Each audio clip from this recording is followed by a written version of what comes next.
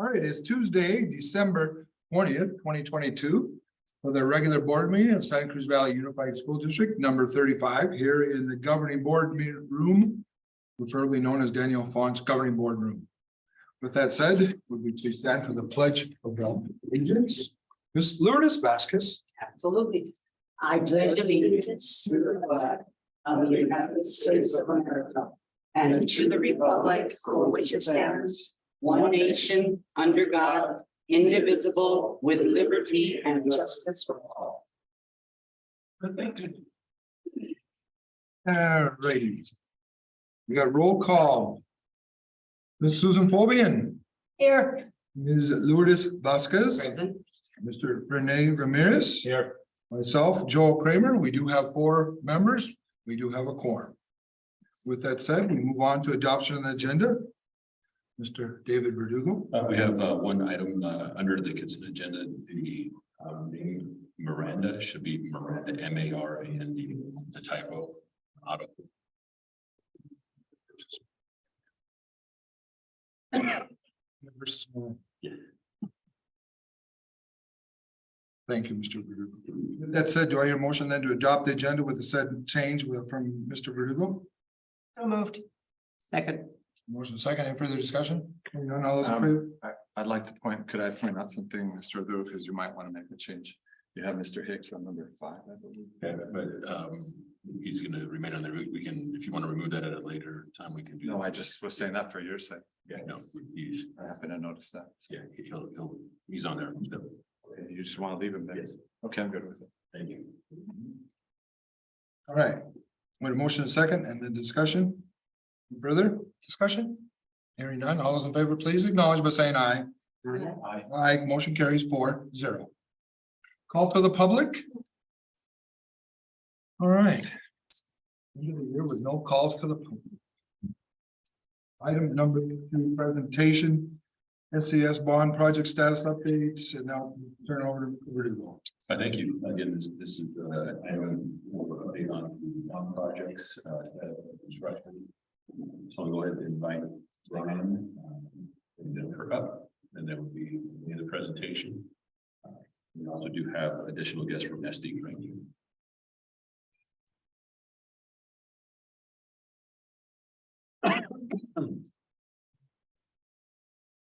Thank you for having us. I'll go ahead and jump right into it.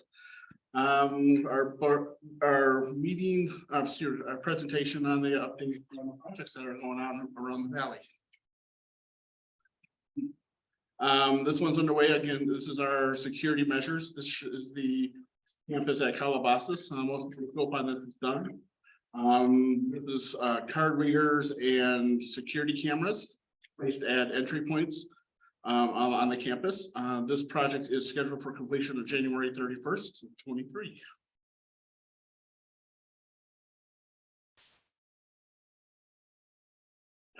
Okay.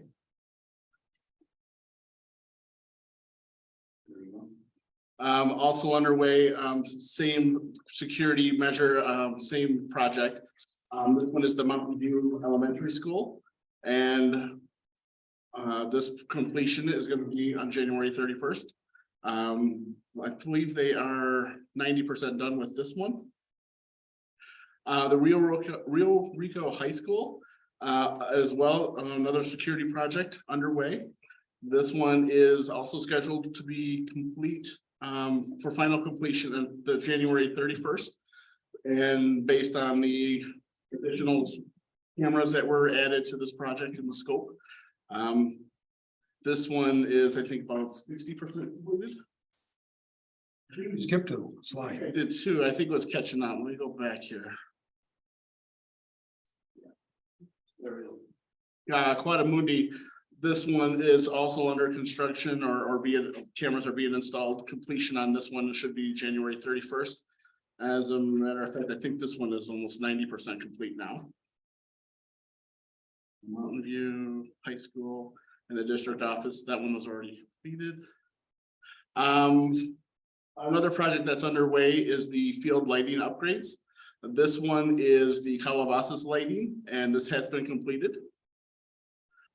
Quadamundi athletic field lighting. the slide showing a few of the lights out there. This project is also complete. And currently ongoing right now is the Rio Rico High School athletic field lighting. This is at the baseball, softball, the tennis track, those areas. All of the poles are installed. We are awaiting switch gear and power for this, which comes in. We did suffer a little bit of a delay, but it's still tracking to be coming in around the 9th and will be done before January 31st. That's another photo showing the athletic field lighting. Moving on to our JROTC obstacle course. This project has had a few hiccups, but we are still tracking to try to move this one along. We attempted to do a low bid. We got no responses. We attempted to do a CMAR. We got no responses on that. Currently, we're working with SD Crane on a contract through Mojave. And we're setting up a design meeting, which is going to be scheduled sometime with next month, in the month of January, to gonna go over the layout and stuff like that and move this one along, hopefully. Let's see, this is the new pool facility. We were targeting a bid opening, which was held on November 29th. Unfortunately, we received no bids on that. So we are going to be working together with Acela and the district, putting together a new IFB and reposting that. And hopefully we'll get a few more, hopefully we'll get a few responses with the second bid option. With that being said, if we do get a contractor on board, we'll be looking at targeting the April 2024 for opening on that one. Another slide showing the new swimming pool dive lanes. This is actually the wet areas, bathrooms, changing stations, stuff like that. Another project that we're working on trying to move forward. This is the CTE field house. This would go at the Rio Rico High School. This one we are moving forward with a recommendation from the SFB to acquire additional fundings through them. And hopefully that would happen. That's going to happen the latest in June, but the earliest it could be is their next meeting in January. So hopefully in January we hear good news and we can move forward with this project. This is the location of where that's going to be going. It shows it right by the football field. Currently underway is the SFB project, the main campus renovation and additions. This is the large 4 classroom building in the front of the, near the admin of the building. We're also doing a cafeteria expansion, cafeteria remodel, and then the new media center in the back. This one is currently underway. This is the 900 building, showing that we have wall shading up on both sides all the way around. We topped out our parapets. Roof decking is in. Lots of the walls are inside, are all built. We just are waiting to dry this up so we can move on to chipboard and things like that. This is the cafeteria. This is the cafeteria renovation. Right now, this slide shows that we have new flooring down. This next week, we're going to get paint going in, as well as the soffits, the walls, doors and frames, all that good stuff is going to be happening in this one. We have our millwork for our coffee bar. And we have a new roll-up shutter, which will access the outside, obviously, to that coffee bar. So that was a big item that we were waiting on with long lead time. So we finally got that in. Moving on to the 1000 building and the 11th. This is the lower level, which will have 2 specialty classrooms down here. We've been working on getting this up to a level where we can put in the floor, because this is a 2-story space. Right above this will be the new media center. This slide shows that we have all of our embeds ready to go. Is from our meeting today that we had. We will be moving forward with a steel beginning of not next week, but the week after that. Sorry, it is next week. This slide shows the building 900. This is the 4 classrooms. We're also seeing the cafeteria renovation. This is the media center. I'm sorry, this is also the cafeteria.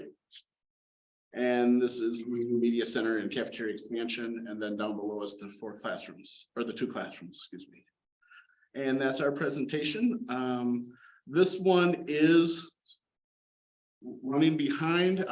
We have had many hiccups along the way on this one due to weather and other events like that. And we will be discussing soon here on another agenda item, the extension of substantial completion for SD Crane.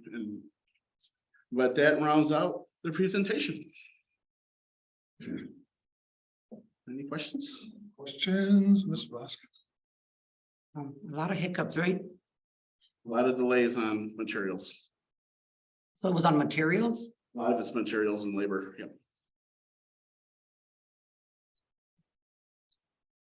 Ms. Bobian? I have no questions. Thank you. Mr. Ramirez?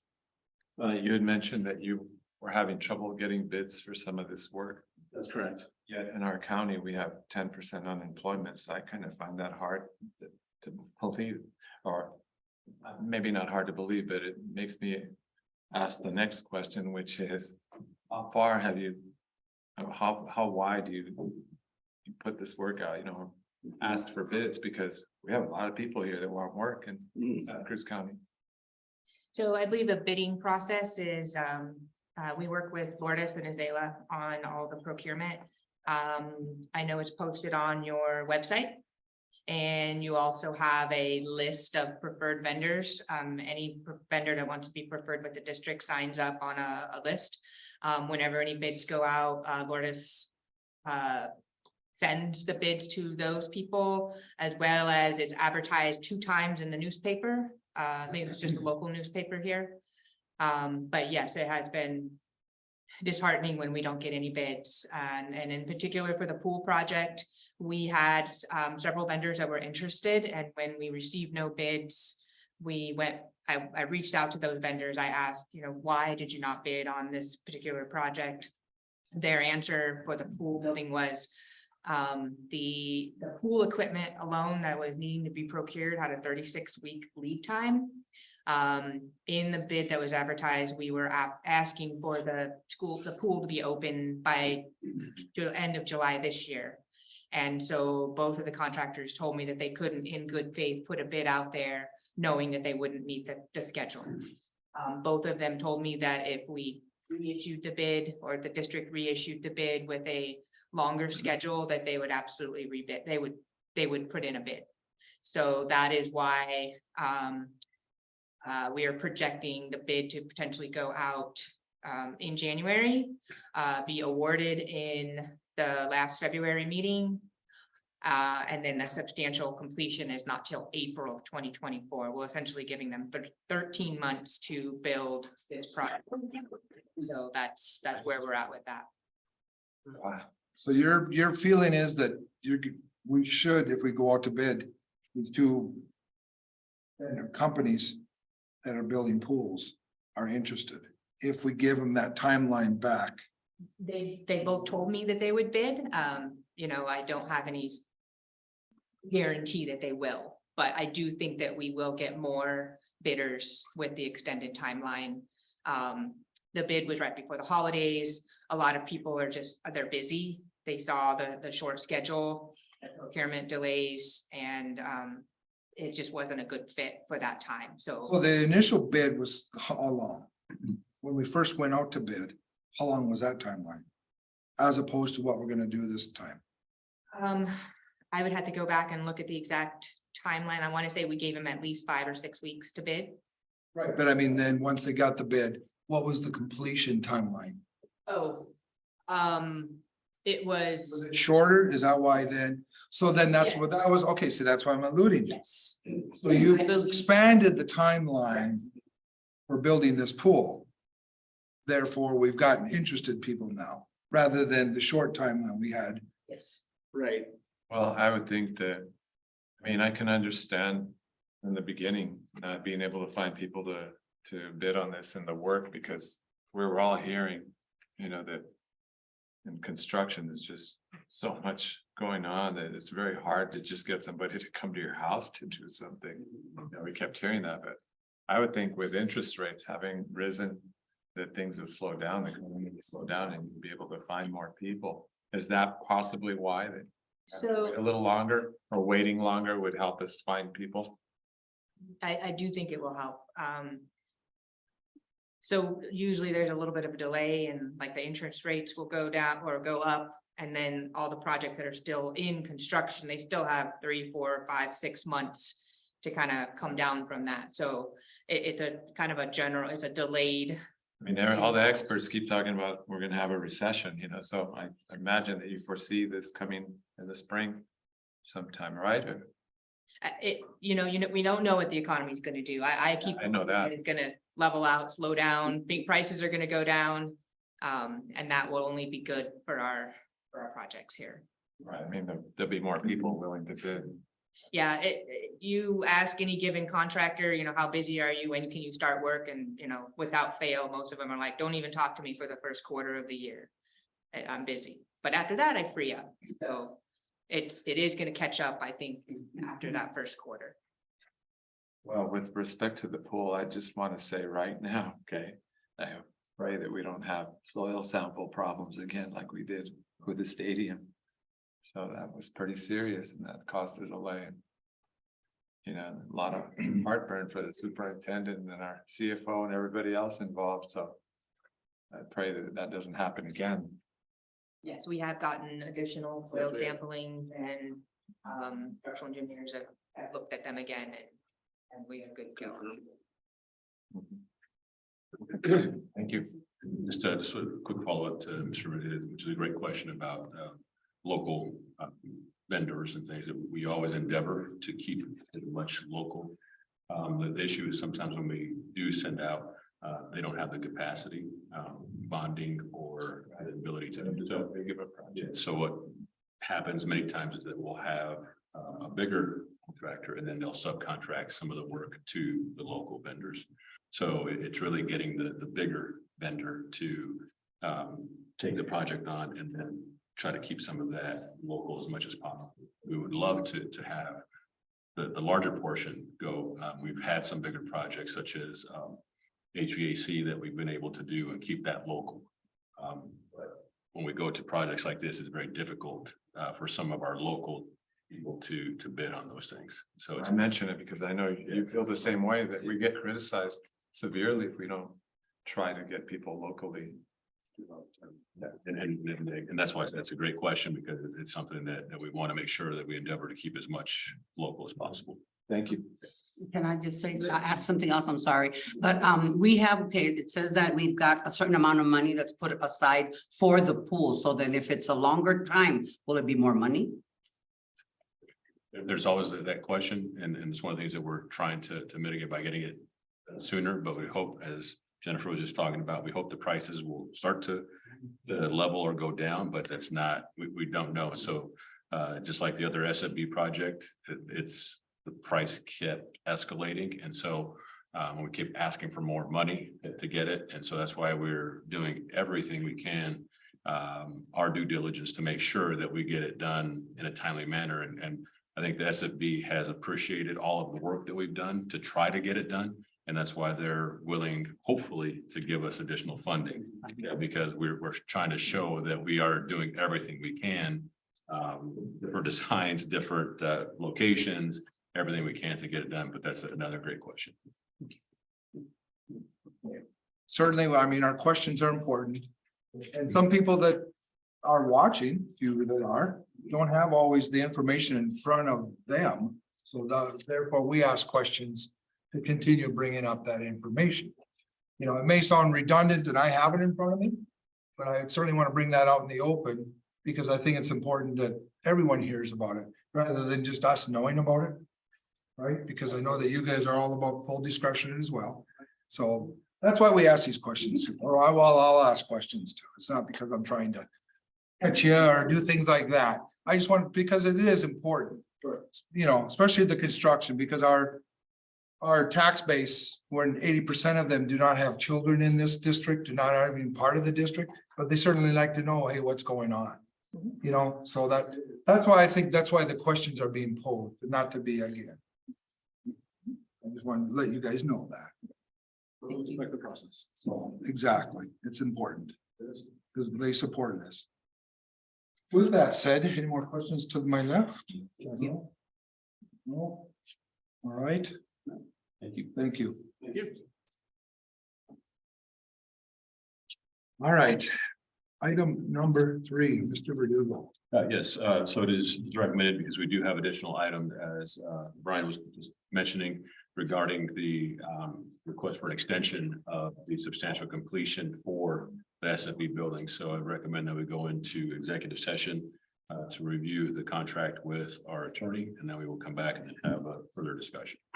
All right, with that said, I will read our verbatim. The governing board may vote in executive session pursuant to ARS 38-431-03 for discussion or consultation for legal advice with attorney, consider its position and instruct its attorney regarding the district's position regarding the contract for Rico High School SFB funded project at main campus. Do I hear a motion to convene the executive session in conference room number 125? Second. Motion is second. Further discussion? All those in favor, please acknowledge by saying aye. Aye. Aye, we are in exec.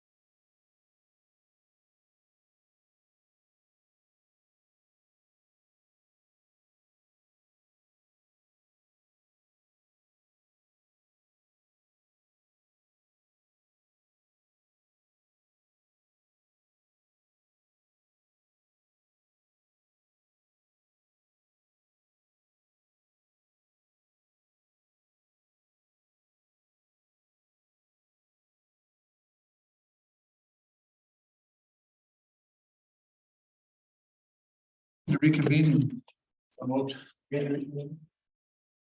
There's a motion, there's a second. All in favor, please acknowledge by saying aye. Aye. Aye. All right, item 4, presentations. Subject A, contractor request for extension. Motion to approve contractor's request for extension, substantial completion date for Riverview High School SFB funded project May 900, 1,000, 1,100. Mr. Verdugo and Ms. Brown. Thank you. Actually, I'd like to invite Brian and Jennifer up, but go ahead and have Ms. Brown start off for us. Thank you, Mr. President, members of the board, I would like to invite the team from SD Crane to join me so that they can elaborate on their request.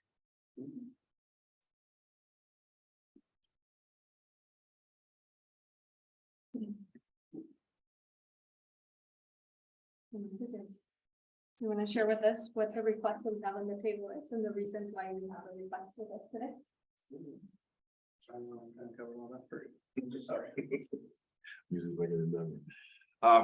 As the project has progressed, we had come across some weather delays, some unforeseens that you can't see what's under the ground most of the times, and most of the time it's undetectable. They cause us to have communication back and forth with our project team, and in that process does take a little bit of time with your RFI process, your approval process, and how to proceed. We've also had supply chain issues.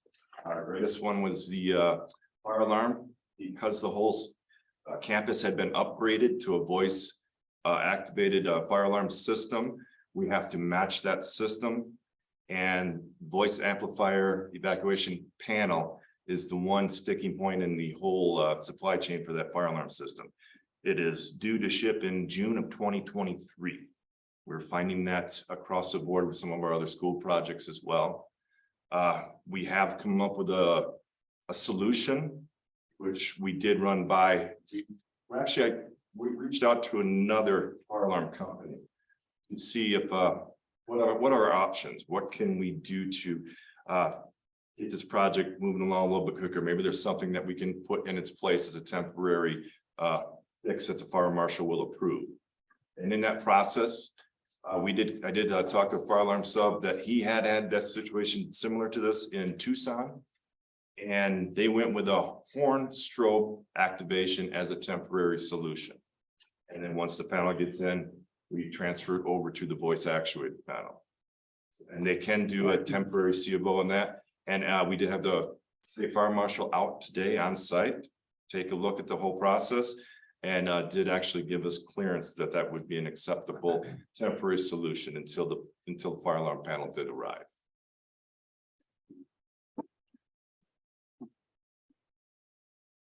Thank you. As per our contract, the person or the entity that is to assess the information that we just received is our architect. So I'm going to invite the team from ADM so that they can share with us what effort they took to assess that the information that was submitted as the reasons for the extension were actually that you guys were in agreement or in support of the request. Jennifer?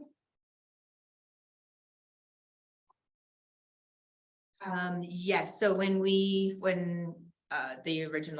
request came for the request for substantial completion extension, Azalea and your team said, yes, we need to justify those.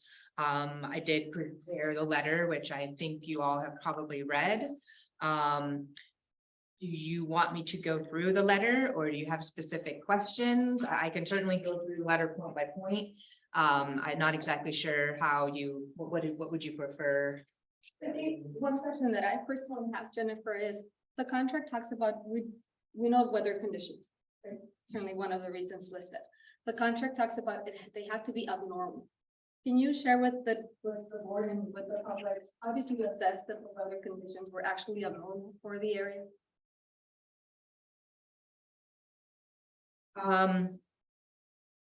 I think so, kind of stepping back. So the delays were not a cause of one single thing. There were a combination of different types of delays. We had weather delays. We had delays that a lot of projects are seeing as remnants from the pandemic, which deal with labor shortages, material shortages. So the weather, the shortages, also, let me see. Sorry, I have to refer to my notes here. Unforeseen conditions, as Brian mentioned, we encountered a number of unforeseen conditions. Digging pipes, finding pipes that weren't on any recordable drawings. So all of those items together worked to compound things. And then when you have a weather delay, it's not just the day that it rains. It's the day that it's raining, and then it's the 2 days afterwards that takes to clean up everything, dry everything out. And that also creates a domino effect when you were supposed to have a contractor on site to do a job on a certain day, and then it's raining, so they can't do their job, so they have to go away. And due to the ruralness of the school, sometimes it's hard to get labor down to a spot. So if somebody then goes back to where their home base is, then it's delayed getting them back out. So it's a bunch of compounding like that. I don't have a specific data that says the rain was more abnormal than not. It just compounds when you have all these factors that are attributing to that. Because I think that the question is from our board, is, you know, with the contract, it says abnormal conditions. And so within the contract is that the expectation that you're going to see some rain, especially in our location. And then moving forward, if we do grant the extension, for instance, the day that we were discussing this and said, well, and then Brian said, well, I don't think we're going to see any more rain. And then it rained that next day. All right. So we do have extensive rain. And so that is a question that I know the board has as to, you know, is June 1st, if we grant that, are we going to have additional abnormal rain delays, or as you're saying that they're, to us, it's normal, but in the contract, you know, you're saying it's abnormal, so that is it accounted for is what my question is. Rain or, Any abnormal weather. I mean, I would have to let SD Crane account to how they build their schedules, things like that. I believe that every contractor does build in a certain amount of rain days and contingency days. At the same time, when we're up against, we need to have the project done by this day, then everybody does their best to try to meet that deadline. And then even when you have 5 rain days instead of 4, it's going to affect that overall timeline. The timing of the rain delays during the project is also a factor. Early on in the project, you're dealing with basically soil because we're trying to figure out, demo what's called out on the plans, pulling pipes out, relocating pipes, installing pipes. At that time, when you have a rain, it doesn't even have to be that significant. Ground is saturated. We can't go in there and work at all until that ground is dried out. Because once we go back in and put the new pipes in, we have to be able to compact that soil on top of it to a certain percentage. If it's soupy water, soupy mud, we can't achieve that. So the timing of the rain is a big factor in the delays itself. Also, when we're getting down to footings, we're digging footings, we're getting ready to put rebar in, it rains. Now we have to pump all the footings out. That extends that delay even further. Then we've got to clean the rebar. Then we got to come back. It's early on in it is more delays occur. See, once we get the buildings up and dried in, rain doesn't have that much effect on anything because you have a weather type building.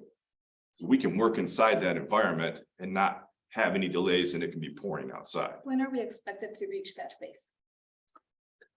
900 buildings. The 900 building, the roofers are gonna start drying in next week. This week.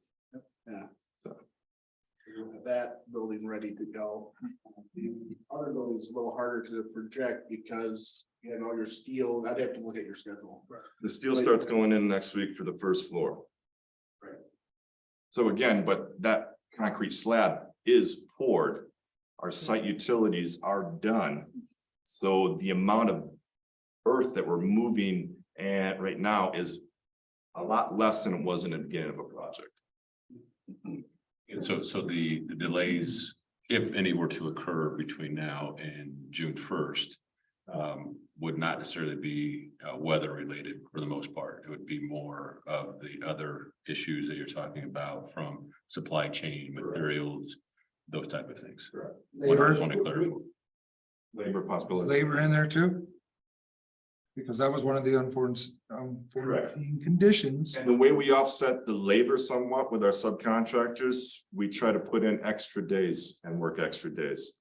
Had my superintendent out there on sites, at least 6 days a week, trying to make up any days that we see that are short from a labor standpoint. He was even out there Thanksgiving Day because he wanted to make up a little bit of time so we can keep this project moving forward and completed in a reasonable time frame. The June 1st date includes some of contingency days or what it's called? It does, okay. So piggyback after Mr. Verdugo, I mean, we could go through this and I'm not gonna, because it's after the fact, does it matter? Of these unforeseen, the plastic piping, Liberty Utility, 17 days, I mean, we could go through that list, it doesn't matter, because it's after the fact now. I guess the questions is, what Mr. Verdugo said, what are the unforeseen conditions or whatever's gonna happen from this point until June 1st? That you think, other than labor shortage and the fire alarm system, which I have a question about anyway, what could possibly delay this completion date of June 1st? We actually had that happen yesterday. We had a surprise inspection from OSHA. They had 3 inspectors show up at our job site, which at that point shuts down the whole job site. But OSHA is out there no matter what.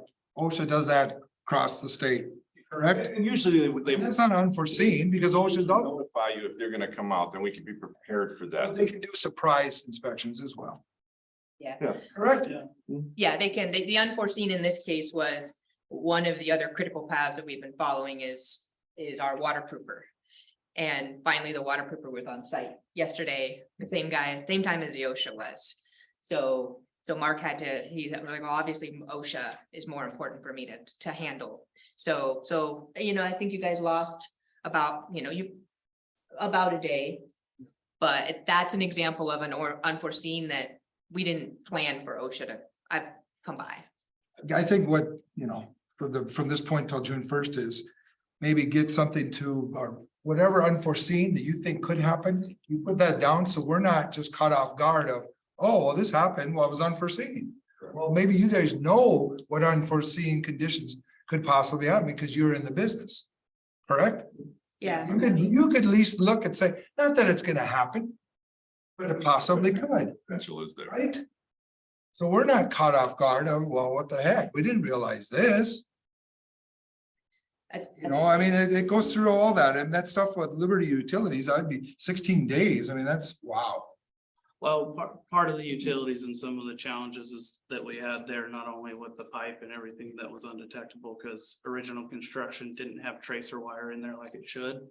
There was actually a time period of review that had to be done, and we actually worked very closely, and Brian worked extremely closely, Brian Donovan, with the utility company. It should have been an 8-week delay. But in trying to work with them and explaining where we were at with the project, they shrank that down to a 3-week time frame. It's not like we're not trying to jump through the hoops. We don't want the delays just as much as you. It costs us money as well to be out here for an extended period of time. We understand that the delays are unfortunate and nobody likes them. We're not even asking for any type of extended general conditions through these things. Because, the weather, things like that, it's out of everybody's control and it shouldn't be put back on the school district. Again, like you guys have talked about early on with everything that's going on, you have to be mindful of the money for your tax base. And we understand that too. With a lot of the public work that we do, we know that wholeheartedly. We do want to get this done. Like Brian talked about, it was unfortunate when the rains came for where we were at within the construction. To your question, as far as additional delays from here on out, it would be more along the lines of materials just being backed up and pushed back on what we would be able to receive in a certain amount of time. Mark and Brian have been working on that. I was talking to them, trying to see where we're at with those things. And it sounds like for the most part, we are on a good path where we shouldn't have much, if any of those. Surprises do pop up. I've had SES, electrical SESs in multiple projects that have been promised to me that were supposed to be showing up next month. And then get notified last week, hey, they're pushing it to April. An SES on a project that we're just getting ready to start. We were told would be a 42-week lead time. We just found out this week, it's being pushed back to 70 to 72 weeks.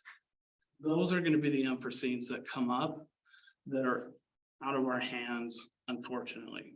We're being told that the supply houses are running at about 125% max capacity.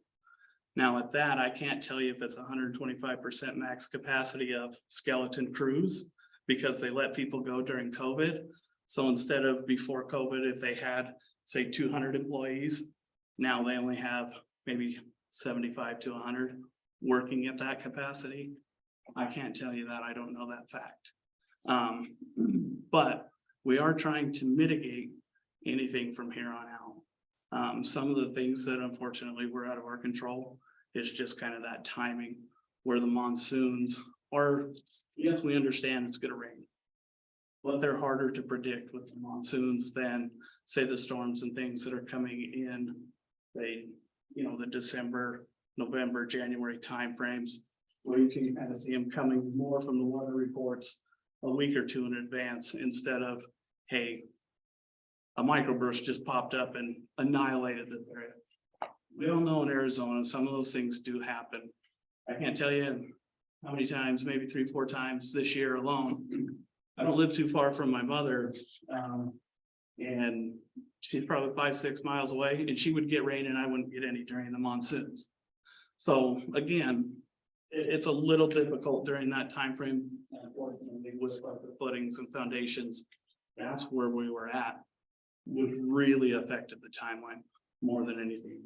I spent 10 years doing concrete. I understand what these guys are talking about. You cannot just get in there and even with the footings full of water, pour the concrete and say, we're gonna be just fine. You're actually gonna destroy the integrity of the footing if we do that. That's something we refuse to do for you guys. We want you to have this quality project in the building. So that's why we have to take the time to prepare properly. Is that where the abnormality comes in? For us, I would say yes, unfortunately, because of the time frame and the unpredictability of what monsoons can be and how heavy of a rain it can be. Otherwise, I guess we should have maybe potentially come back and just said, hey, we're gonna be opening up the earth. Do we put the project on hold till the monsoons are done? Nobody wants to do that because we want to push forward and try and get this completed in a reasonable amount of time. Thank you. And then do you want to share who you are so that the board is aware? Sorry. I'm Keith Burns with SD Crane. I'm the director of construction. My apologies for not being a little more polite with that knowledge. Sorry. I was covering up. As long as you can get us a list or get a list of whatever supply, you're talking about supply chain, right? That's a big obstacle, being labor, correct? Am I wrong on that? No, you're correct. So your supply chain, and I understand about that, you already have everything, you know what you need. Are those supplies in the States now, or are we still looking at possibly, we're dependent on this company, but this company's still waiting on overseas to get those supplies? I think at this point at this point, I believe all of our HVAC units are on site. So that's always a long lead time. We're tracking the fire alarm.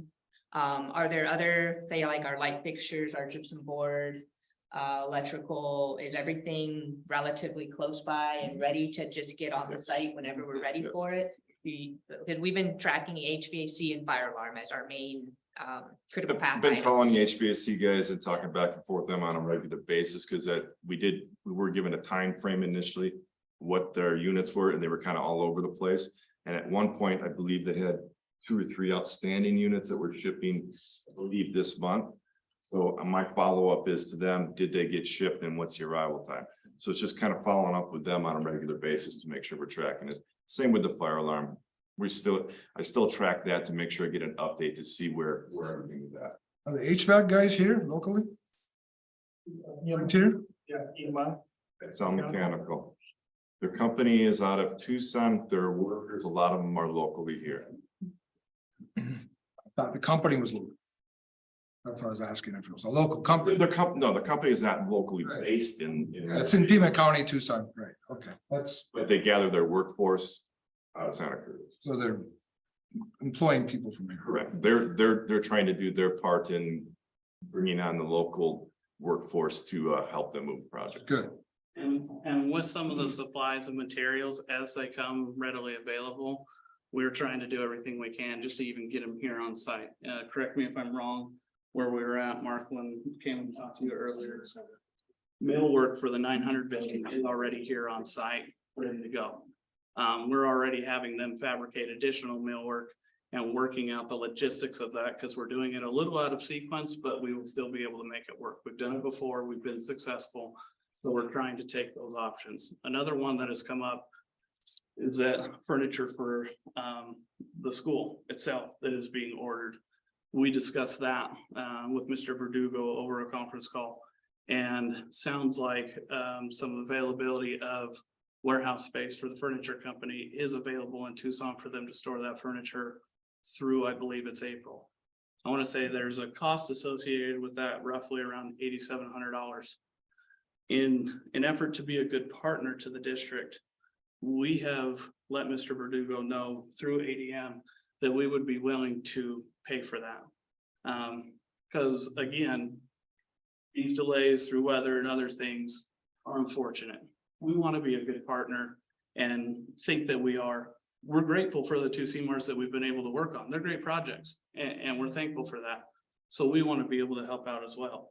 If it comes to a time frame, and we've already talked with our group here, where we need to pull that furniture out of storage and we can make room for it here on the campus, if we need to get connexes ourselves or do things like that, we will work through the logistics to help the district out. That way, you don't see a price increase on the furniture because you couldn't order it in a timely manner. We understand that. You need to get that here so that you're not incurring those additional costs as well. Any further questions? Yeah, I have some. First of all, Stella asked you guys a direct question. It was never answered. She asked, what do you guys define as abnormal? We're told all this stuff about how this combination of, it's not just that, but it's supply and this, but nobody ever answered. And the board wanted to know, what do you guys consider abnormal weather? Because for us here down Santa Cruz County, this is perfectly normal. And when people put out bids, all of you guys know, I know that you know this, that when you make a bid in any area of the state, you guys know what the weather is like, what you're running into. So that can't be used as an excuse. And the other thing, you say, well, we don't have any control of the weather and we know that you guys don't. Well, you're preaching to the choir here. We know that. We don't make any claims here that we know what the weather is going to be like. We're a little brighter than that. So that has me concerned because the superintendent asked you a question and I'll ask it even more directly. Are you going to use the weather as a pretext for not taking care of your business? Because let me tell you something, nobody knows what the weather is going to be like from here to eternity. So does that stop us from having deadlines and taking care of our business? This is serious business. We're spending a lot of money here, the public's money. If you guys were in our shoes right now, you feel the same way that we do. Put yourselves in our shoes for a moment. Think about what we're seeing here. This is serious business. Last thing I'm going to tell you is what Larry, the cable guy, would say, get her done.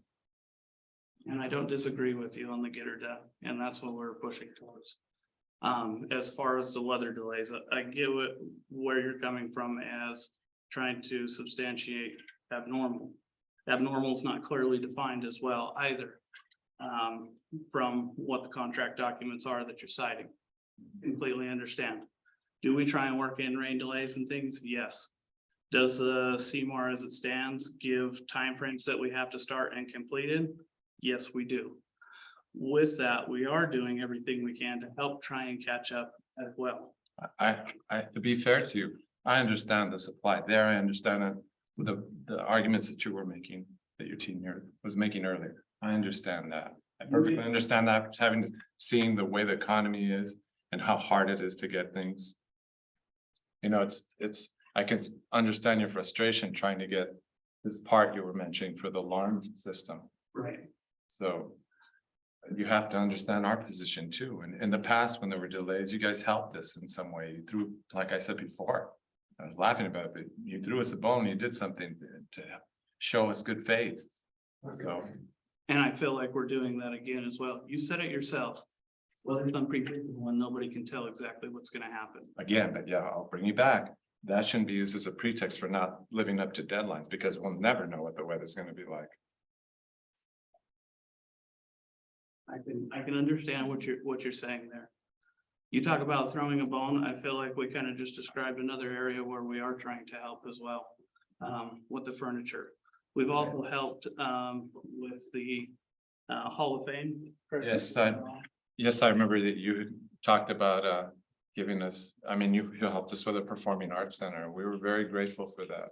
Very, very grateful. Correct. And then also come next month, I want to say it's around January the 24th, 25th. Yeah, sounds like the school is going for an A+ rating. And we have been asked to help participate to help try and secure that A+ rating. Again, when you talk about throwing a bone, we feel like we are trying to be helpful. Because you guys have been gracious enough to bless us with these projects. Thank you. We do appreciate that. And we want to do everything we can to help your schools be the best that they can be. Yes, we are pushing towards those deadlines. Are we asking for a little forgiveness on this one based on where we're at right now and with some of the challenges we have faced? Absolutely, but that's because we don't want to deliver an inferior product to you and put your students in jeopardy where they don't have the learning facilities that they deserve. Not even just that they require, but they deserve so that they can meet an A+ rating here in the future, so that your schools can be recognized. I think that's how we are trying to help with that.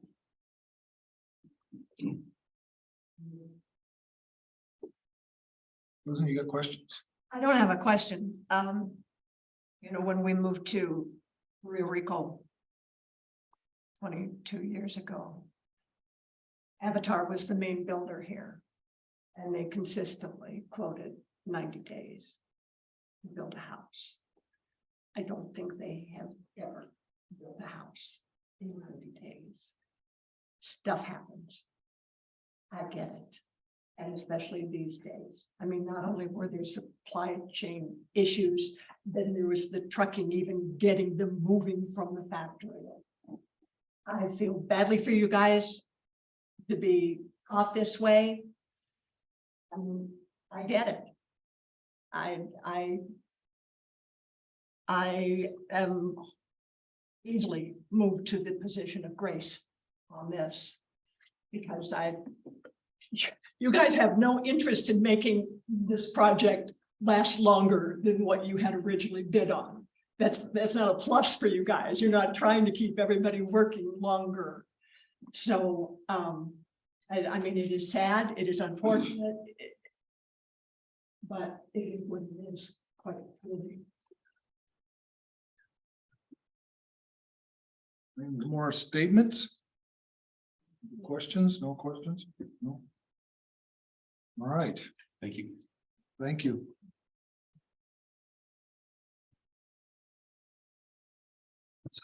Amended action is motion to approve the contractor's request for extension of substantial completion date for Rio Rico High School SFB funded projects at main campus building 900, 1,000 and 1,100.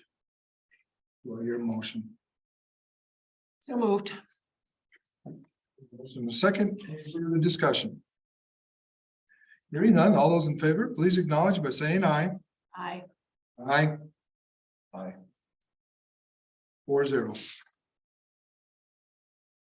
There you go. Make it happen. All right.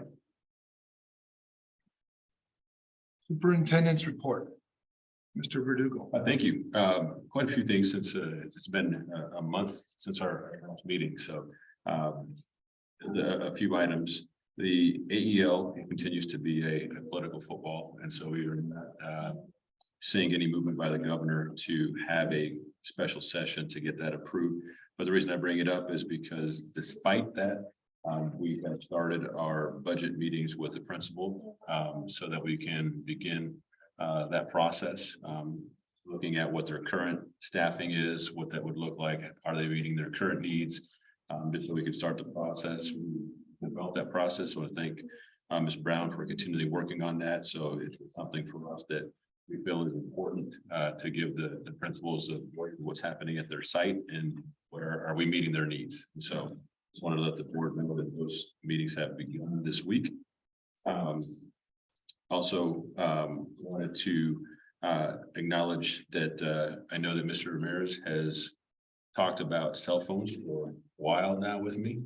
And recently in 2 magazines that we get about educational leadership had 2 studies. And so I wanted to let Mr. Ramirez know and the board know that we're going to be reviewing that as a leadership team because there is some studies that show adverse effects of cell phones in schools.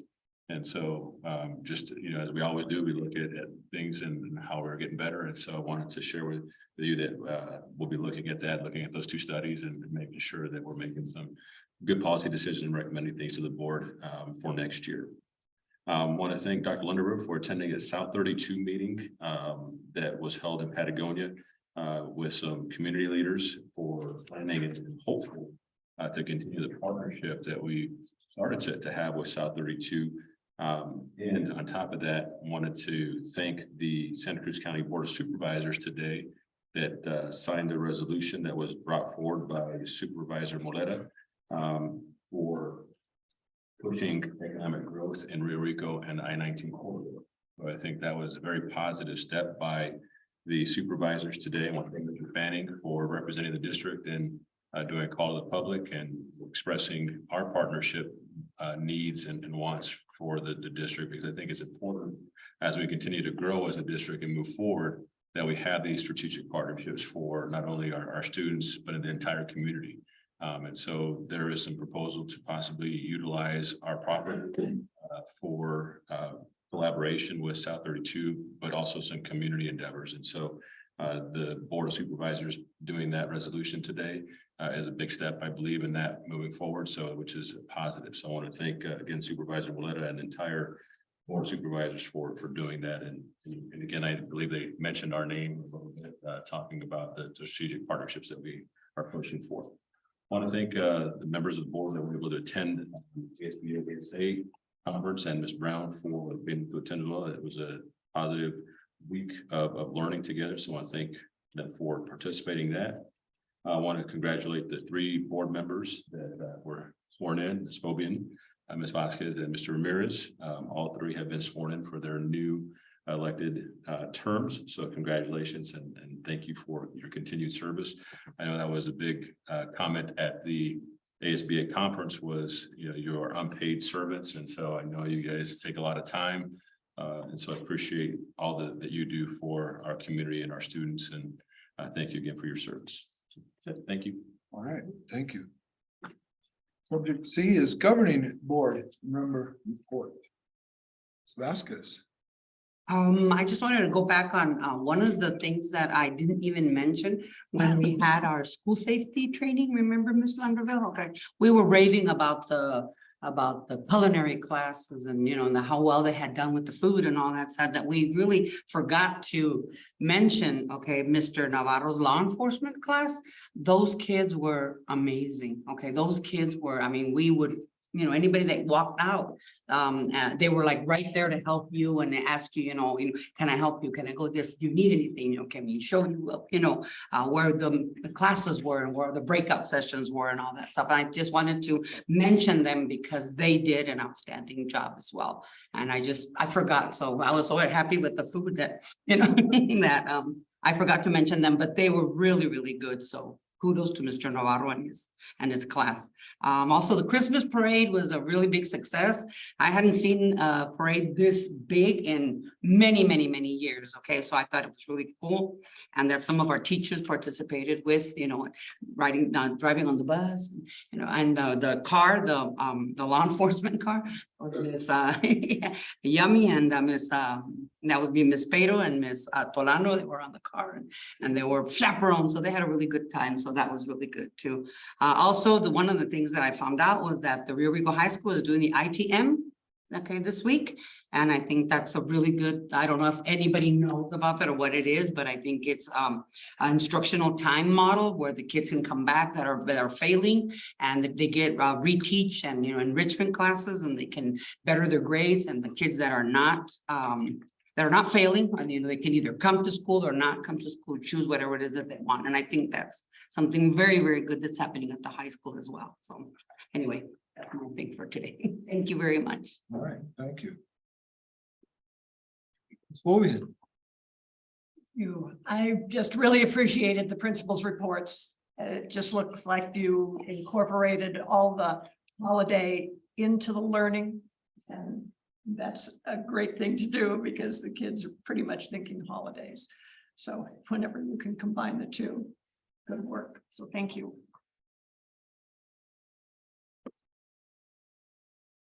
That's it. Thank you. Mr. Ramirez, I thought you were thanking them. That's why I was like. Mr. Ramirez. Stop talking. Well, first of all, I want to say thank you to the superintendent for swearing in ceremony. I thought it was kind of funny because I was sitting next to a gentleman, his name is Robert Noon. He represents Little Red, I believe. He's been there for a long time, and I was asking him how he, when he ran and so forth. And he said, what happened to me is I broke into the school, he said, and they found me over there and they said, your punishment is you're gonna be on the school board now. Yes, a real character. He's very witty and he was a funny man. It's a good ceremony, but thank you, Mr. Verdugo. And from ASBA, at one of the breakout sessions, we were sitting in there and people were talking about how to make your district the best and so forth. And we had a lot of superintendents and governing board members and people that had been there for a while. And this one gentleman talked about how he was able to convince the legislator of the opposing political party to listen to him and get some funding for special ed. And he said he and some people that pushed hard for that, they were able to listen. And so somehow or another, he got this funding passed. And then there were some other people talking and the common thread there was that people of opposing parties actually sat down and listened to one another, and they weren't so entrenched, in their position, so they were able to reach across the aisle.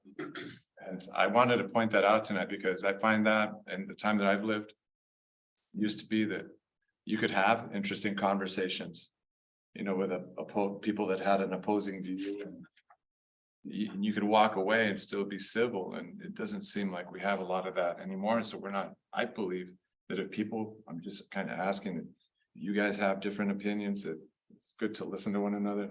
Yours truly needs to do that too. But I think more is accomplished this way.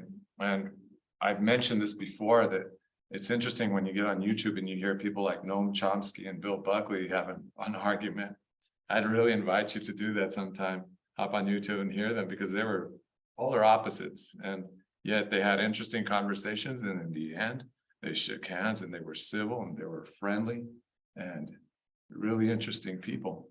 So I'd invite you. This only takes a couple minutes to hear one of them. It's not like a long thing, You just pick and choose what you want to hear too. So it doesn't have to be this long thing, but that's what I gathered when I came from that. And I really like that. When I left that room, I felt like, there's still some hope out there that people will listen to each other. Different political positions and maybe get things done. So that was something good that I gathered from this ASBA conference this last time. And I want to mention Mr. Beach tonight. That, he's not here because he's been spending time with his mother in the hospital. His mom has COVID and was in the ICU unit. So my prayers, my thoughts and prayers go out to him. You all know what a great guy he is, and he's got a beautiful family. So I just wanted to mention that to him. So I want to mention that to everybody tonight. And I want to, before I close, wish everybody a Merry Christmas and wonderful New Year. And if you're agnostic, well, happy holidays, and I wish you the same. Great prosperous New Year and happy Hanukkah to all the Jewish people out there, and I wish everybody here real good holidays and safe ones with your family. Thank you. Thank you. It's been a while. First, let's see, I want to thank certainly White Elephant for our fine donations. Those are like, you know, the Christmases. It's like, all right, I remember getting that. It was just, it's always nice because you get extra money for the students. That's the greatest thing about that money. We can do what we want with it. Except NUSD, because some people thought it was a grant and we had to follow certain guidelines, but I won't say who on that one. Anyway, principals, good luck on that money. The ASBA conference certainly was great. It was very nice. So it was good talking with others and certainly chatting with other board members. This, Mr. Verdugo, we're gonna have to order this book because I did go to one of the sessions with Dr. Ty, by the way. Was, what's his first name? Paul. And I did chat with him, Ms. Brown. I didn't tell you because I was gonna save that for public, but he certainly was grateful for, I explained to him what Santa Cruz County did in that ASBATE fiasco. And he was very grateful for that. And I told him what we did and the things that what you did and everything else for them, and then thanking him. But it was certainly important that, you know, that we still are looking at that because the unfairness at times, we still have to continue fighting those good fights. So I thought that was important. However, in his session as well, this is a book that we should probably order, and it's including with you because it's lessons for school administrators too, but how not to be a terrible school board member. And he was in this session, so I think we probably want to order it's a pretty, you know, easy paperback read. So that was kind of nice. Certainly I said White Elephant principals. Yes, great reports as always. Certainly I love pictures because they're worth 1,000 words. So then if you put 20 pictures, just imagine, right? All good. In fact, you don't have to do one for the next board meeting. That's what, you know that, right? Good, because January 10th, there is no really, you don't need to do it. So you're all good with that. And good job on your reports and congratulations to each and every one of you. Yes, happy holidays to everyone. Merry Christmas, happy Hanukkah. The Canadians, whatever they celebrate, it's to them too. They celebrate the same, I'm joking. I was looking at this and that certainly goes for the Rico High School and whatever clubs, because I know we have, the students have to do hours and 20 hours a year and everything to that effect. But I think we need to sell that more because I have a neighborhood where they're elder statesmen there and a couple of them couldn't put up their Christmas tree or put up lights and they wanted to do it, but they didn't, you know, and they said, they asked me, hey, Joel, you know, I was thinking, you know, why aren't we promoting this 20 hours volunteer services to people in the community like that? I think that would be something, granted it's after the fact now, but certainly, you know, not every student's playing sports, not every student's doing that. There are some kids that probably would love to, even if they're doing sports, would do that extra. But I think we should be looking out there to helping our soon to be senior citizens. I know, isn't that something? But certainly, I mean, these gentlemen wanted to do something, but I think that's something that we should promote more, to have them contact Rico High School so we could get those kids to do that. Because I think students meeting people from that generation, certainly what you were talking about, can bring a different perspective at times too. And sometimes the connection is there. Just like our guest speaker, this first speaker was talking about how he still wants to volunteer, even though he's made it big in this world as an actor, but he still goes back and volunteers, correct, with the autism students. He still has that connection. He still wants to help. So I think that the bonding is certainly unnecessary. What you were referring to, what the whole conference was about, working together and bonding. So I think that's very important that we promote that. And the last thing is, it's always nice to see, again, the Rotary out there in those fairs, whatever I'll say, fairs, carnivals, whatever, our little carnivals out there, but it's certainly nice to see that. It was last weekend. And certainly I'm glad that we have 2 members here from the Rotary, correct? Yes, or 3. How many of our administrators are Rotaries now? 4, 5. Thank you all, because I know what you all do for that. And it's very good that besides what the schools do and what they were promoting and what you guys were promoting with the bicycles and everything else. I think that's a fantastic deal. Whenever I can spend my $20 and get my 10% off at Nichols, I'll do it. So I thank you. All right. Item number 5, information discussion action. A is school district calendar, Mr. Verdugo, and then the whole team. All right, thank you. I know we have to bring back the calendar for approval so we do it around this time so that we can have our rollover, so we can. So getting schedules and I mentioned our budget moving forward as well. So we went over to Mr. Shatner. Thank you, Ken. As you, I believe know, our calendar process is very much a collaborative effort, and there's a few steps along the way. I believe there's a memo in the packet that explains this process, but I will summarize the results. We start with simply rolling over the current calendar, converting all the dates and see where that leads us. We then have a conversation with the principals and the TLA office. We point out any conflicts we might see from an academic point of view, which typically refer to conflicts on certain testing windows, up against certain holidays. Semesters are balanced.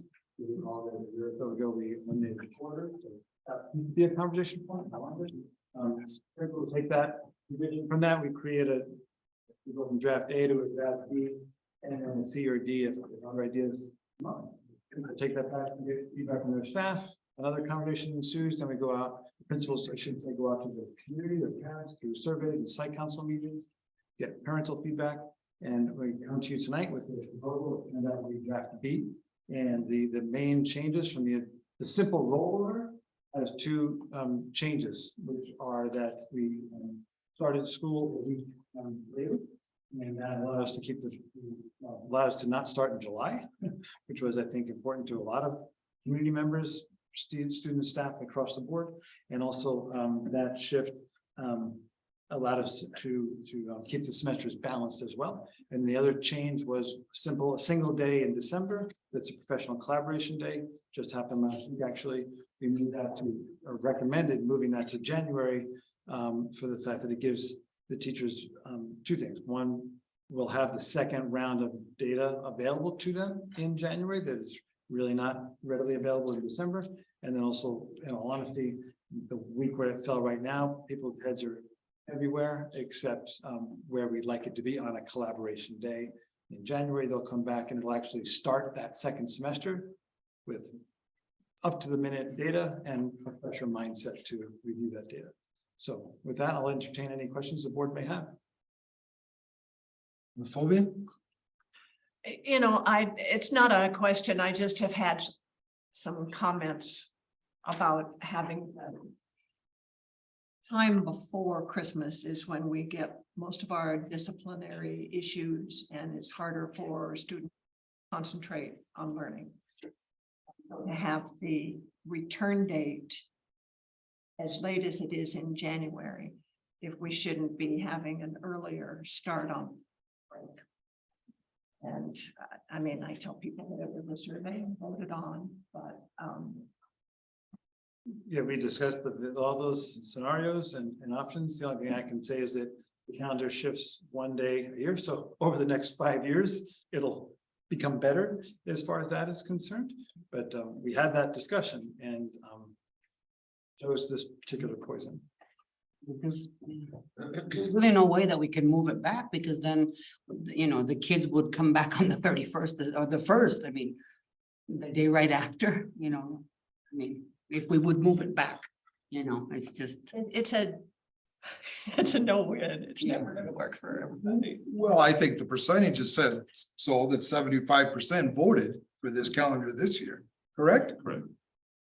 So that's overwhelmingly. Do we let people vote on the start date of school? We take a vote on the overall calendar. Right. Yep, Just same thing. right. So we do. We keep it universal. Everyone gets a say in it. It's all good. All right. Ms. Vasquez? I agree. Pardon? I'm looking at it and Okay, I'll come back. Mr. Ramirez? Well, I personally have something to say that maybe you're not thinking about. Because I ran exchanges on our trips to Germany on my own and not through EF Tours or any of these other people. So I can tell you that it makes it much harder to take advantage of the earlier, not, if we wait longer to get out of school, it pushes us into the peak period. Buy airline tickets and things like that, but I mean, I'm no longer in this district anymore, but I think about colleagues who may want to do this in the future. It puts a lot of pressure on them because then they can't buy their tickets so easily, so readily during the better periods than more. Overseas trips during the winter holiday. No, in May. You see, if you wait a little longer, that really closes the window between the time that school ends and the peak period for traveling. When have you got out of school earlier than what we're getting out? Well, we used to get out a week before, now we're not a whole week, I believe it was 2 weeks.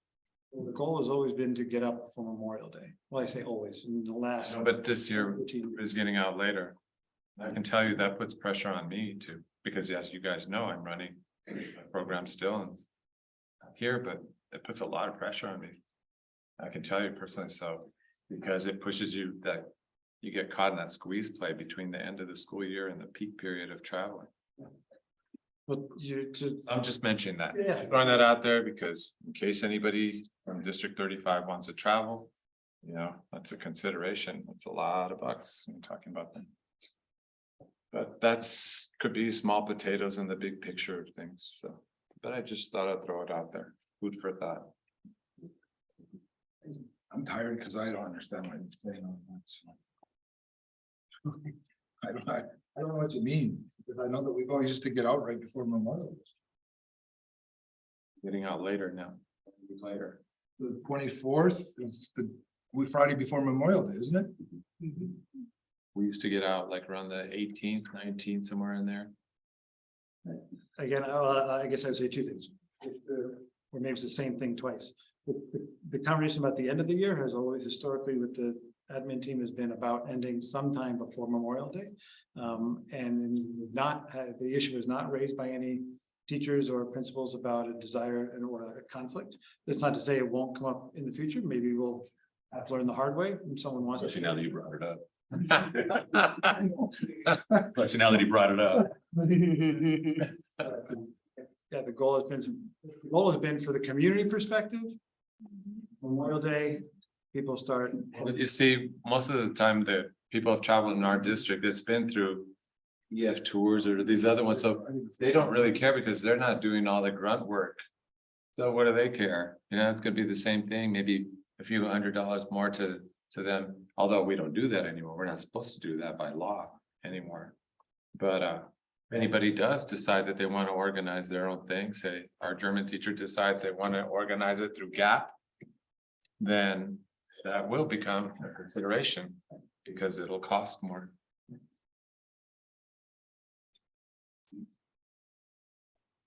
Again, I'm saying my only statement would be if the teachers and the students and parents and your site councils and everything else, Steve, if this is what you're telling us, right, correct? All right. But as an action item, so. Right. So I hear a motion to approve the 2023-2024 school district calendar as presented. So moved. Motion second, any further discussion? No, once again, good job, you guys, on this, the whole team. Thank you. All those in favor, please acknowledge by saying aye. Aye. All right, there you go. Subject B, building renewal grant. Mr. Verdugo, Ms. Brown. Thank you. You know, it's not often that we get to bring good news, and so normally we put something like this in consent agenda, but it's something that Ms. Brown has been working on for years to get this done. So I wanted her to be able to share with the board and the community the hard work that has gone into something like this that really has been, again, a long process. So it's really good evening again. So yes, once again, we continue to be in the state of SFB and we will continue to go back and request funding to address the needs of our buildings. And we identified the need to go through a weatherization project for Calabasas. It's a very lengthy project and process because the first one step is to conduct an assessment. So I went back as funding for that, got funded, assessment done and performed. Then submit that to SFB, they had to review it and then approve with the results of the assessment. Then you have to approve, request funding again, take it to the next phase, which is the phase that you have in your agenda tonight. And that takes us to the defined. We will be partnering with the firm of DLR Architects for this project, and they'll be designing the repairs. Once we have that in place, then we're going to procure the repairs. And then we'll go back to SFB again and apply for the funding to take care of the much needed repairs in that area. So this is just one step, getting us closer to where we need to be at Calabasas. And I think that we're going in the right direction. So with your approval, we're gonna be able to move forward with the design phase of that project. Then we get into the weatherization, means that once they're gonna repair and also eventually paint and seal the entire campus. So Calabasas would be then painted, which has not been done since it was built. Yeah. Yeah. The recommendation is again to approve the terms of the conditions as presented. All right. All right, I was looking at some stuff right here. All right, so do we hear a motion based on Ms. Brown and Mr. Verdugo's presentation? To approve, yes. Yes. I believe that's what you were saying. Yes, correct? correct. Yes. Motion to approve. Yes. Are you a second? Second. Any further discussion? Hearing none, then all those in favor, please acknowledge by saying aye. Aye. All right, Thank you. all right. Item number C is governing board survey. Presenters is governing board members. Thank you, Mr. Verdugo, for doing this, because I was going to say that the person that brought this up here, this was Mr. Beach's request, as per Mr. Beach's request, and it certainly would like him to participate. So I think there's a set of, what is it better, not to table it, but postpone it? Right? Yes. Yes, I think just instead of, because table is kind of putting it away, and then you gotta bring it back, but if we just postpone it, if it's okay with Mr. Vasquez and Mr. Maris, because Mr. Beach is the one that actually asked for this. Because I think with tabling, then you gotta come back on a stuff, and I think if we just postpone it, it can just bring it back again. Yeah, correct? Yeah, it's the same, it means the same. Well, I know, but tabling, sometimes that somebody wants to be real technical about it, then you need like 2/3 and everything else and voting and everything. But I'll just put, if I just say postponing it, then we can just bring it back. Under parliamentary procedures. All right. Okay, thank you. All right, subject D, propose and what? Do we have to make a motion to do that? I move to postpone this until next monthly meeting. A second. Sorry, thank you for being the clerk and picking it up. Thank you, yes. You have to have a motion to table. Yes. Yeah, okay, I move to postpone this motion until the next monthly meeting or the next meeting, which would be not the January 17th. January 17th. Second. Thank you. Try to speed this along. There was a motion, Second. second. Any further discussion? Hearing none, all those in favor, please acknowledge by saying aye. Aye. Aye. Again, thank you. Welcome. All right, subject D, propose and prioritize topics and possible dates and times for future board meetings. Mr. Verdugo. I think so we cleaned up a little bit of the items, so you have the future topics on there listed. So if there's any additional items, but again, a reminder, January 10th is our organizational meeting. We'll be discussing president, clerk, meeting times, posting and all of those things. And then the scheduled meeting after that is January 17th. So, but if there's Two meetings for January. yeah, so the first one again is just the organizational meeting, and so that will be a shorter meeting just to determine the president, clerk, and meeting times, dates, and so forth. So other than that, Is there any other items that are listed or not listed that you would like to have on the agenda for the 17th? Or to add to the list? Add to that, Ms. Vasquez, No. Mr. Ramirez. No, but I want to make a comment, and then the president and superintendent for having taken on some pretty tough issues this year and put them on there. It's not always easy to express them, but I appreciate it. All right, Ms. Fobian, anything to add? Nothing, thank you. I just want to add something that, because we were talking about like district, the cameras, lockdown procedures. Certainly we'll add that into, we certainly want to talk about this one, which is 15-843. That's the disciplinary procedures, which in line in turn goes with 13-3411 and 13-1201. I'll give you those. But I just wanted to put that in, because it goes along the line of what we've been talking about with the security and stuff. So I certainly want to bring that up. So we have a connection. All right. Okay, thank you. And just so the board is aware, on the list, I also did add the ASBA versus trust policy. So we'll try to get a presentation for the board so that you're aware of that as well. Yes. Very good. All right, the consent agenda, any matter of the consent agenda will be removed from the consent agenda and discussed as a regular agenda item on the request of any board member. Are there any requests? Mr. Minute? Come back to me, please. Okay, Mrs. Fobian. And I might have a request, no, I'm delaying the time.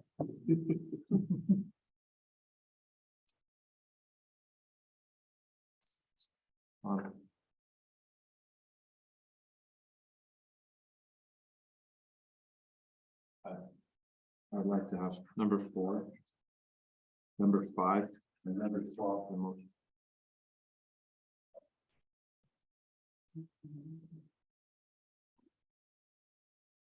Nothing wrong with formulating your thoughts, Mr. Ramirez, thank you. All right. With that said, then, do I hear a motion to approve the consent agenda excluding 4, 5, and 12? Second. Motion and a second, any further discussion? Hearing none, all those in favor, please acknowledge by saying aye. Aye. 4-0, I believe. All right, we're going right now to number 4, and I'll just turn it over to Mr. Ramirez as is. Thank you, sir. Appreciate that. So I'm bringing you back, Mr. Verdugo, to Mr. Hicks being on there. And so I don't think that we should have that on and approve this, and so it's not going to go. We're not sure if he will be, so we would approve, but we can always cancel. But it's easier to approve it and cancel than it is to bring it back. Reverse. I got you. Okay. That was, That's the reason he's on there. yes, yeah, because if he does go, then he's, or anybody go that are on there, but any of these could be canceled. So it's easier. Registration is the early bird specials and so forth are easier to approve and then cancel versus the other way around. Okay. Because then if we do it later, then it's usually the cost is escalated. And there'll be a spot in case somebody Yeah. pinch hit, Exactly. We could. right? Yes, we That's could what change. We did with Ms. Brown. Ms. Brown. Yes, correct. All right, Do we go on this? yes. For your motion to approve item number 4, So moved. Second. any further discussion? Hearing none, all those in favor, please acknowledge by saying aye. Aye. All right, item number 5. Mr. Ramirez.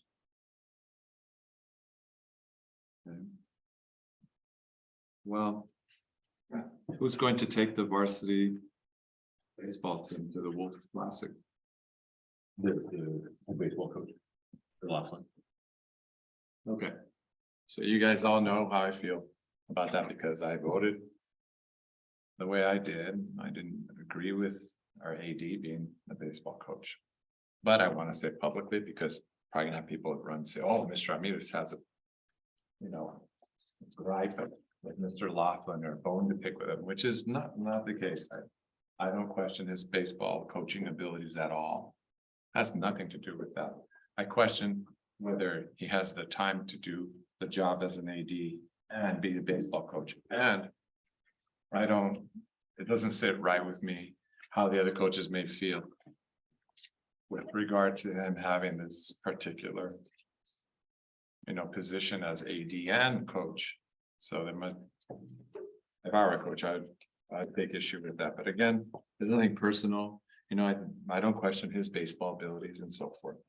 I just am voting the same way I did before in the same spirit. Because we disagree, it doesn't mean dissent, in the ranks. So I want you to know that, Mr. Reboot. That's fine. Yeah, again, I know we've discussed it, and I mean, there's college coaches that are athletic directors, on their program. So I think that, following any model, there's always going to be questions. So, but we want the best person we can. Okay. Thank you. Went a little further than probably what we should have said, but because it was more about just the trip, but that's fine. All right, I'll bring it back in. All right. Yeah, we approved item number 5, which is the baseball trip. Do I hear a motion?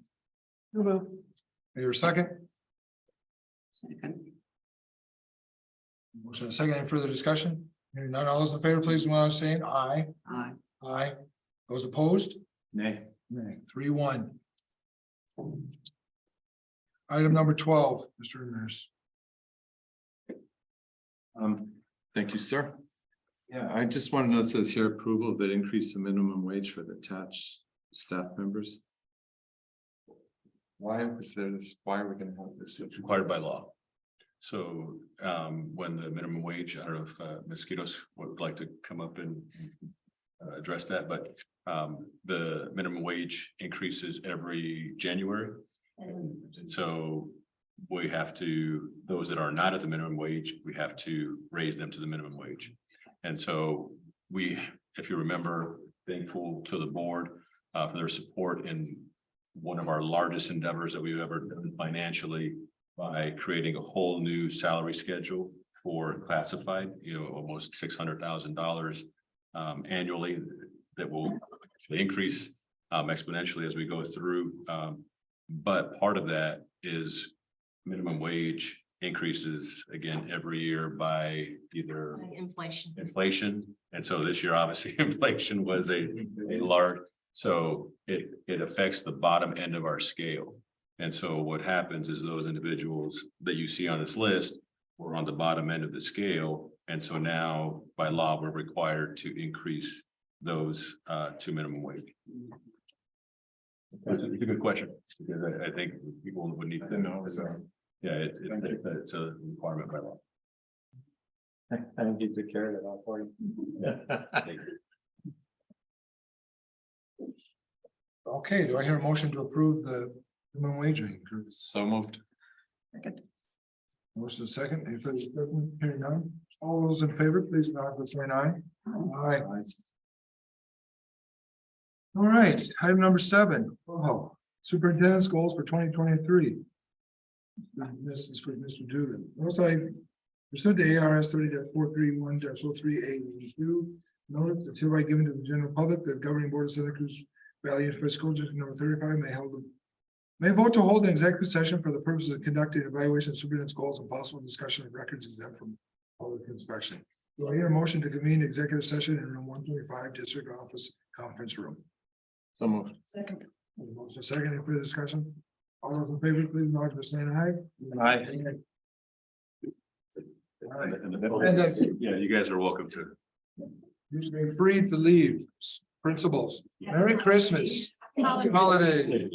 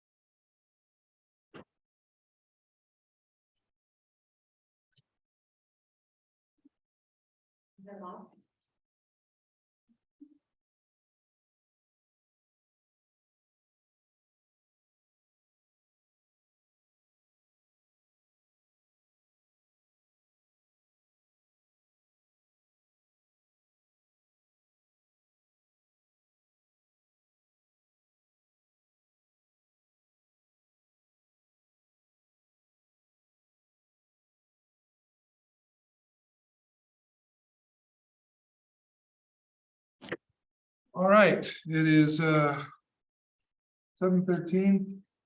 We're back from executive session, so do I hear a motion to reconvene to regular session? Second. Any further discussion? Hearing none, all those in favor, please acknowledge by saying aye. Aye. Aye. All right. Governing board meeting evaluation. Lourdes, I told you I was gonna come back to you. Remember, after a few times, I said, Lourdes, I'm gonna come back to you. But what? About what your opinions are of the governing board meeting today. Oh, the board Tonight. meeting? Yeah, Oh, what were you saying? What you think about? what you think, what do you think? What's your opinion of all the board Opinion of tonight? meeting went tonight? Well, it's a lot of eye openers for me. There's a lot of things that go on that I had no idea that were going on, and I'm just, like, like, really, it's just, wow. Yeah, neta que sí, really, it's just, it is a lot, and I mean, the fact that all of the principals come and, take their time, I mean, that is also commendable because, the third day starts like, at 5 o'clock and they're still here and, look at the time it is and a lot of them commute and stuff like that. And I think that's, on a lot of things where we talked about, that we have no idea, like, with the buildings and the, why it happens and this and that.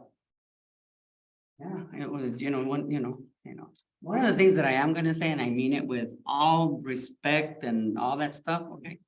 When you read those things, I really wish that you would pride in your position. That's just. Slow her down. I mean, really enunciate, let's say, you are an educator, okay, and you know how to, okay?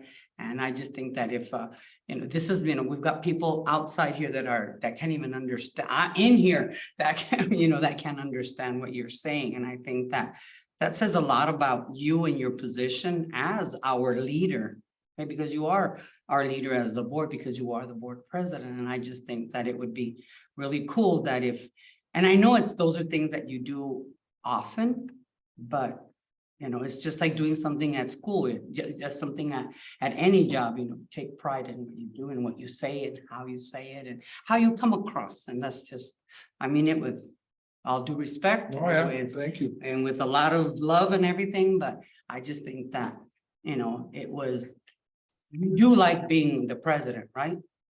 You do like being a president? It's a role that I try to fill. Okay, and so then you need to be proud of that you are there and that it shows, okay? Because, I mean, we ask this about everybody, of our kids, it's like, really? You're gonna treat this like this, like, you know what I'm saying? And then, okay, be proud of it. And like I said, I mean it with a lot of respect and with a lot of love. Oh, yeah. Well Just- taken. Okay? Yeah, All right. good feedback. Thank you. Thank you. All right. With that said, then it is 7:17. Do I hear a motion to adjourn this meeting? So moved. Second, A motion is second. All those in favor, please acknowledge by saying aye. aye. Aye. Those abstain, Aye. those negative on it, no negatives, one abstain, 3 ayes. It is 7:17, last meeting of this year. This year. You guys have a Merry Christmas, all of you. Happy holidays. Enjoy. Be careful. Take care.